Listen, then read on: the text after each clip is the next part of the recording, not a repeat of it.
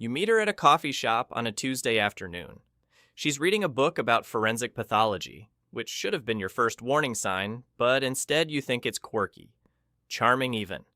She laughs at your terrible jokes, remembers every detail you mention, and within 3 months, you're convinced she's the one. A year later, you're married. You have no idea you just signed a contract with death itself. The first 6 months are perfect. Too perfect. She makes breakfast every morning, kisses you goodbye, and texts you throughout the day. Your friends say you're lucky. Your mom adores her. But then you start noticing things. Small things. Like how she never flinches during horror movies, especially the violent ones. How she watches surgery documentaries the way normal people watch sitcoms. How she has an unusual number of cleaning supplies under the sink. Industrial-grade stuff that could strip paint off walls. One night, you wake up at 3 in the morning. She's not in bed. You find her in the garage, scrubbing the trunk of her car with bleach. She explains she hit a deer on the way home from her sister's place and wanted to clean it before the smell set in. Reasonable enough. Except her sister lives 10 minutes away on a residential street where deer sightings are about as common as UFO landings. You let it slide because you love her, and love makes people stupid. The paranoia creeps in slowly. You start paying attention to her phone calls, the ones she takes in another room with the door closed.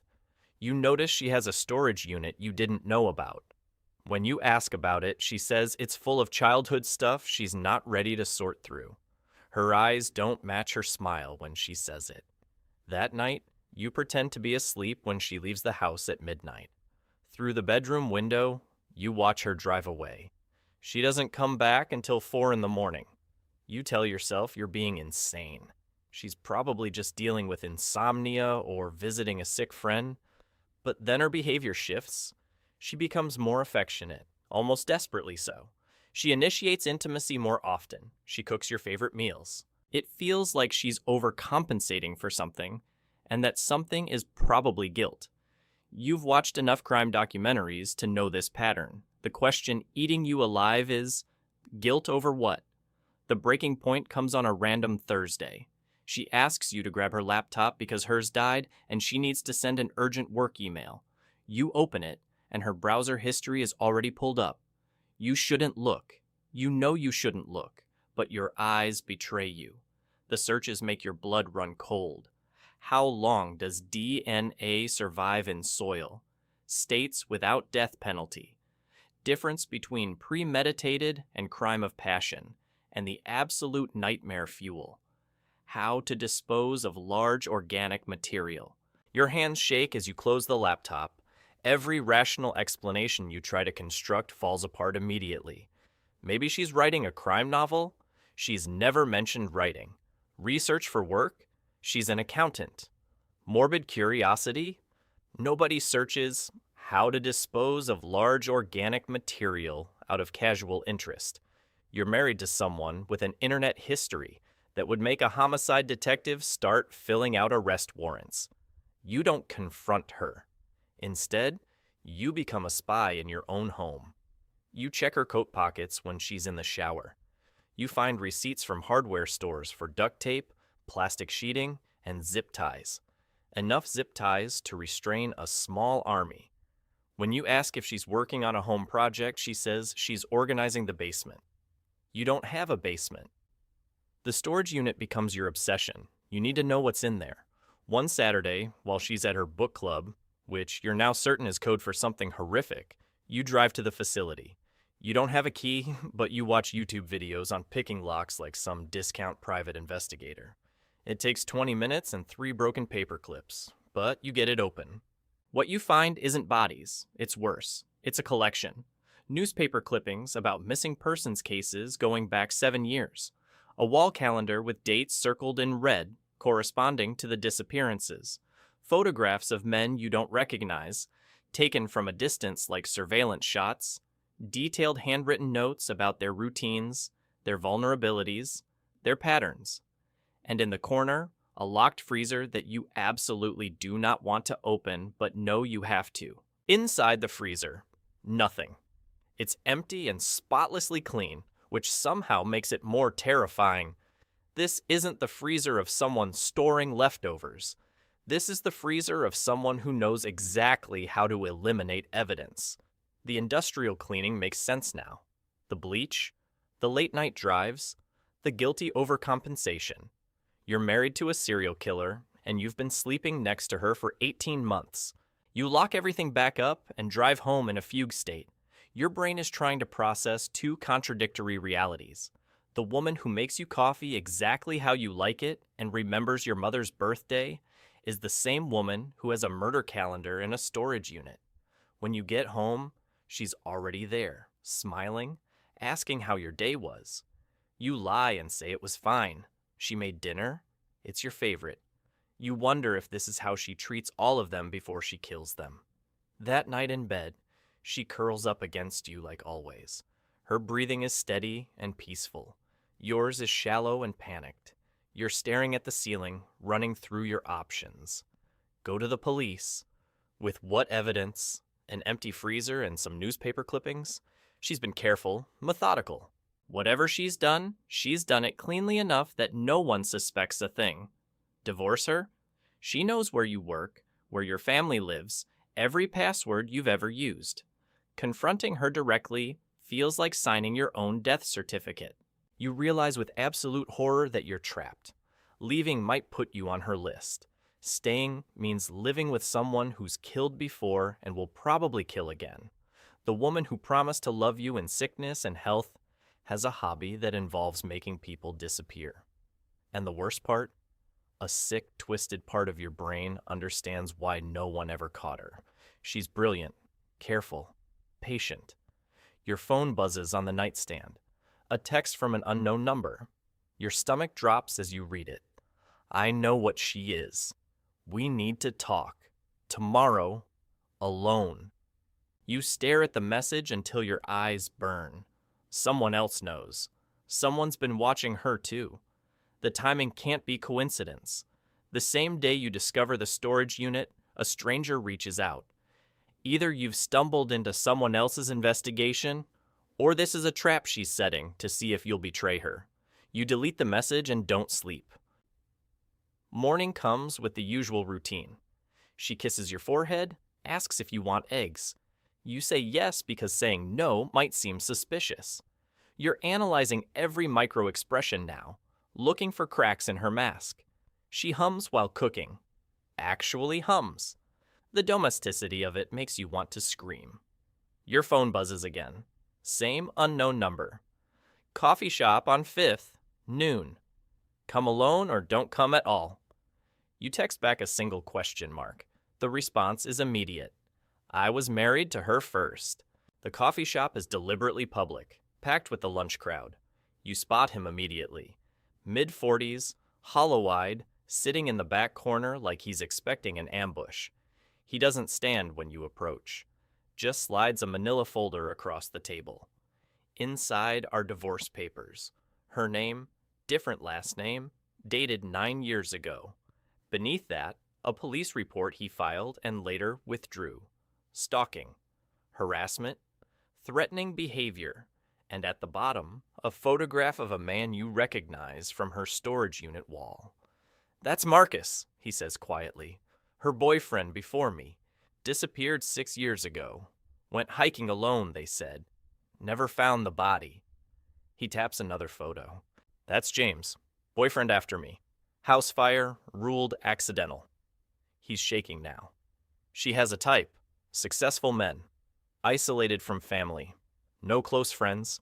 She finds the lonely ones and makes them feel seen. Then, when she's bored or they get too close to the truth, they vanish. You want to call him paranoid, but you've seen the calendar, the notes, the freezer. Why didn't you go to the police with this? I did. She's convincing. Showed them my medical records, anxiety, depression, painted me as an obsessive ex who couldn't let go. She's been building that narrative about me for years. I'm the crazy one, she's the victim. He leans forward. You need to leave, tonight. Don't pack. Don't say goodbye. Just disappear before you end up on her wall. You drive home with his words looping in your head. When you walk in, she's watching a cooking show, looking perfectly content. She asks about your day. You tell her it was fine, just some errands. The lie comes easily now. That night, you pretend to fall asleep early. She stays up late, and you hear her in the home office, typing. You creep to the door and peer through the crack. She's updating a document. You can't see the screen clearly, but the header reads, Life Insurance Beneficiaries. Your name is on it. 3 a.m., she finally comes to bed. You wait until her breathing steadies, then slip out to her office. The document is still open on her laptop. It's not just your life insurance, it's a timeline. Detailed plans spanning the next 8 months. Doctor's appointments she's scheduled for you without telling you. A weekend trip to a cabin in the woods. Notes about your declining mental health and concerning behavior that she's apparently been documenting. She's building a narrative. When you die, and it's clearly a when, not an if, it'll look like suicide or an accident. Everyone will believe her because she's been so worried about you, so attentive, such a devoted wife dealing with a troubled husband. You photograph everything with shaking hands. The next morning, you call in sick to work. She seems pleased, says you should rest. She'll bring you soup. The moment she leaves for her yoga class, you're on the phone with a lawyer. Not a divorce lawyer, a criminal defense attorney. You explain everything. He listens without interrupting, which somehow makes it worse. The evidence is circumstantial, he says carefully, but combined with the ex-husband's testimony and these photographs, it's enough to get the police interested. I can make some calls. 2 days later, you're sitting in a police station, telling your story to a detective who looks like she's heard everything. She takes notes, asks pointed questions, requests permission to search the storage unit. You give it. They find everything exactly where you left it, but they also find what you missed. A false bottom in the freezer containing driver's licenses, watches, wallets, trophies from 7 different men. DNA, evidence that will take months to process but looks damning as hell.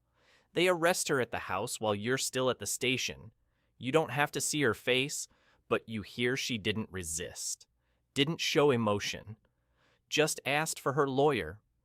The trial is 8 months later. You're not allowed to attend, you're a witness.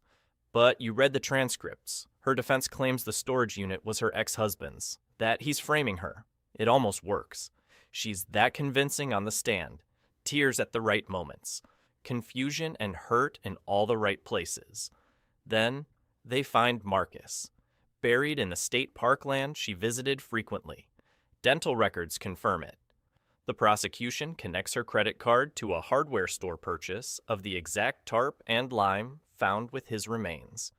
Guilty on 3 counts of murder. 2 more suspected, but unproven. Life without parole. You're in the courtroom for the sentencing. She looks at you once. No anger.